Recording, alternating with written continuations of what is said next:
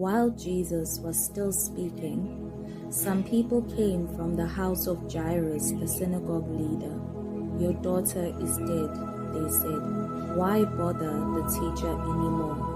Overhearing what they said, Jesus told him, "Don't be afraid, just believe." He did not let anyone follow him except Peter, James, and John, the brother of James. When they came to the home of the synagogue leader, Jesus saw commotion, with people crying and wailing loudly. "The child is not dead, but asleep." But they laughed at him. After he put them all out, he took the child's father and mother and the disciples who were with him and went in where the child was. He took her by the hand and said to her, "Talitha cum," which means, "Little girl, I say to you, arise." Immediately the girl stood up and began to walk around. She was 12 years old. At this, they were completely astonished. He gave strict orders not to let anyone know about this and told them to give her something to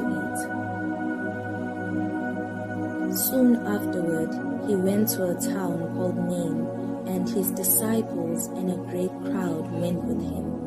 As he drew near to the gates of the town, behold, a man who had died was being carried out, the only son of his mother, and she was a widow, and a considerable crowd from the town was with her.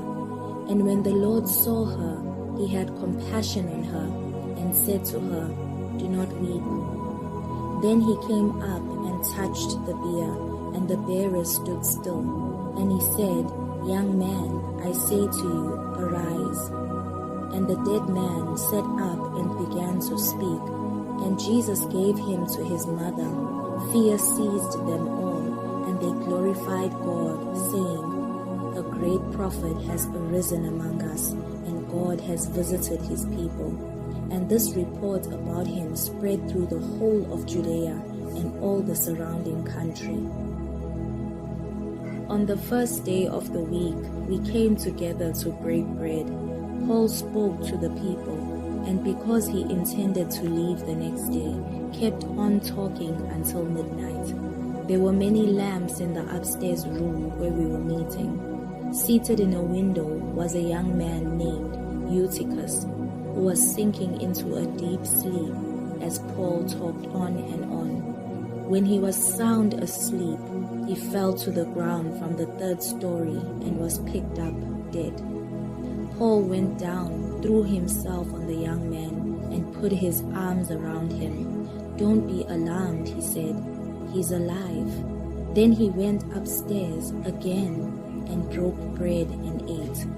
After talking until daylight, he left.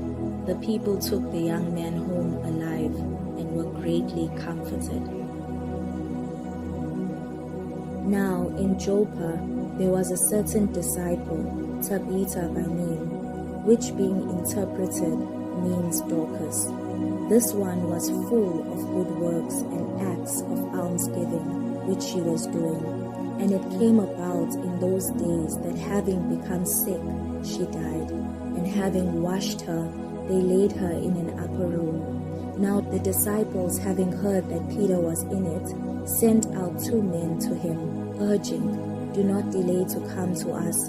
And having arisen, Peter went with them, whom having arrived, they brought up into the upper room. And all the widows stood near him, weeping and showing him tunics and garments, all that Dorcas was making while being with them. And Peter, having put everyone outside, and having put down his knees, prayed.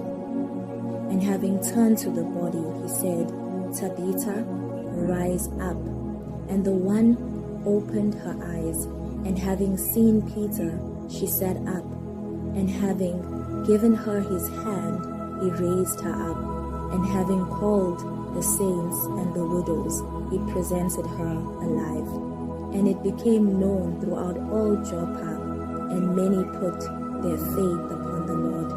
And it came about that he stayed considerable days in Joppa with a certain Simon, a tanner.